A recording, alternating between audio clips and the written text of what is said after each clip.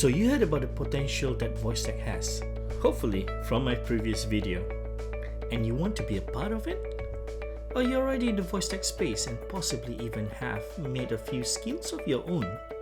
Basically, you're asking yourself, what are the various development options out there for VoiceTech? Hi, I'm the VoiceTech guy, and in this series, we're going to have a look at 4 different major development options for VoiceTech.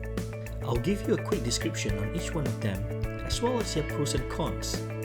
And then towards the end, I'll give you a few opinions of my own on which one I would choose.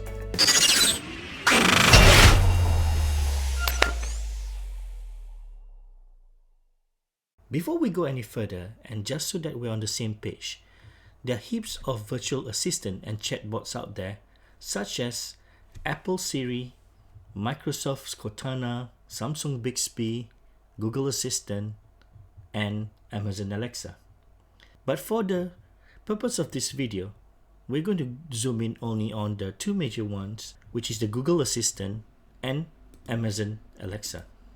Let's hop right in and look at the 4 different development options out there. I have ranked them in terms of technical level needed in order of increasing difficulty. So first, let's have a look at VoiceFlow. If you just started into voice apps development, I would strongly recommend VoiceFlow. VoiceFlow basically is a web app that you can log in online and design, prototype, and build voice apps. Now, it is considered as a no-code platform, which means that there'll be no coding involved. You simply drag and drop items called blocks and drop them onto a common area called the canvas and connect them up together to build voice apps. In fact, I've seen people, and myself even, develop voice app within the first possibly 10 minutes of logging in, creating an account in VoiceFlow and doing it. VoiceFlow comes with a pricing. Fear not, because there is actually a free option that is available to you. And the free options, to me, is good enough for you to get started. Now, once you sort of get the hang of it, you can upgrade yourself to the Pro version, which is, well, majority of the VoiceFlow customers they are on. And this will give you the additional benefits of real-time collaboration. Now, this is good in terms of if you are working in a team, you would want to work together with, let's say, another partner, another friend of yours, and both of you can actually share the same canvas, which you can collaborate and build up the skills together. So that's one very cool feature that I find that you can do with VoiceFlow. But in any case, the product itself is amazing. It allows you to create basically not just Alexa skills, but also Google Actions.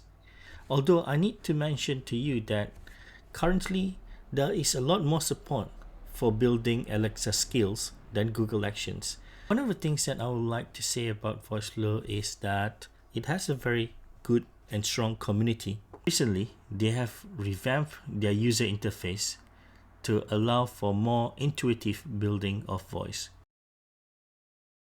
So although VoiceFlow is a no-coding platform, it is quite powerful and you can actually extend it quite significantly. As you can see here, there's a lot of things that you can do in terms of interaction, speak, choice, intent, logic that you can actually do. They even provide stuff that will help generate random or select random things. There's also integration, so you can actually hook it up to various API providers out there. There's also built-in sort of integration with Google Sheets and also Zapier. Well, here are the other stuff that you can actually do. So custom code is when you can actually drag here and you can write custom code here, which is just basically just JavaScript. But again, it's not necessary for you to actually do code for a very, very simple skill. But if you want to sort of master the platform, there's a little bit of code involved. So, but again, I stress that you basically need to only have a little bit of technical skill. Basically, if you can use maybe Word, Excel, or PowerPoint, you should be able to navigate around VoiceFlow easily and create your first app. What are the pros and cons of VoiceFlow? So one of the pros that you have is you can develop against both Alexa and Google at the same time. Again, I would like to qualify here that it is more stronger towards the development of Alexa skills than Google Actions. Although the Google Actions is sort of, I would say, still in beta, but it is fully functional. So you're not sort of locked into a particular platform, um, either Alexa or Google. And the same blocks that you do for one could be reused to be able to use for another platform. And they do have some smarts in it to allow some blocks only to be executed if it's actually on Google platform or on Alexa platform. The other pros is, well, as I say, it's extremely fast. You can get started almost immediately, and there's no coding involved. So even if you're a little bit more advanced, you can still utilize VoiceFlow quite significantly, especially when you actually integrate it with the APIs that's out there. So I would see that VoiceFlow is a very good front-end tool, and then coupled with your back-end knowledge, you can even create your own APIs out there and just, make API calls from VoiceFlow to that. One of the pros of VoiceFlow is that it can also be used as a kind of a design tool.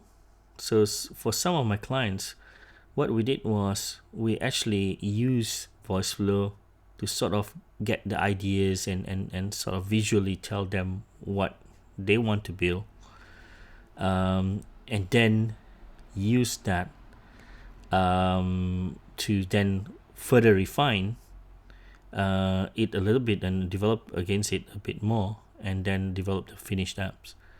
So it's sort of a good information gathering, if you know what I mean, or requirements gathering tool for the clients, and also a specification tool really to show what the client wants.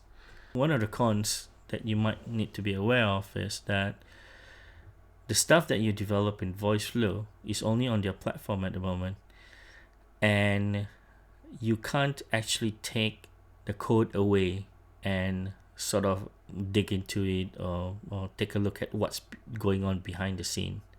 So it's all sort of a black box where you are in front of the VoiceFlow interface and you develop using VoiceFlow interface.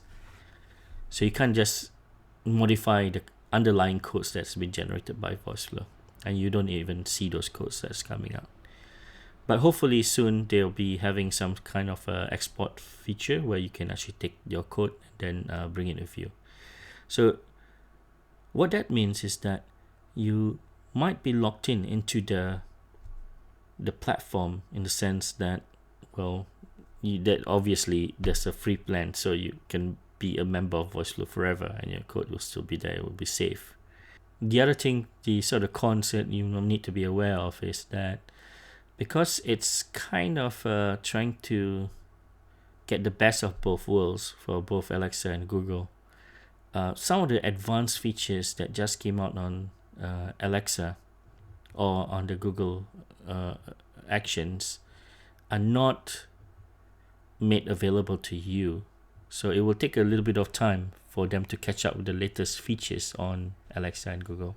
And for most of you that or for some of you that actually comes from the mobile world, this is very familiar to you when you actually pick one of the development platforms where you can develop one code for both the Android and the iOS app.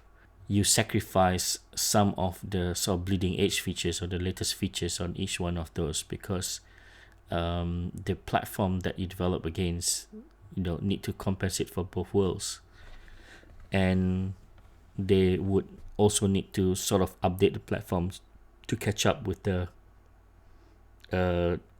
latest and the greatest of each one of those native platforms. If you are just starting, there's nothing to worry about this. I would think that you can possibly, for many months, develop a lot of skills, and there's a lot of successful VoiceFlow developers out there that have developed really complex skills, really amazing skills. So that's all for VoiceFlow. In the future, I'll be guiding you through a series of tutorials on VoiceFlow and how to sort of begin from the very beginning all the way to the advanced stage, in which you link up to other APIs and do some really cool stuff with VoiceFlow. So we come to the conclusion of the first part of this 4-part mini-series. I hope that you find this video informational and useful, and see you in the next few videos. Thank you.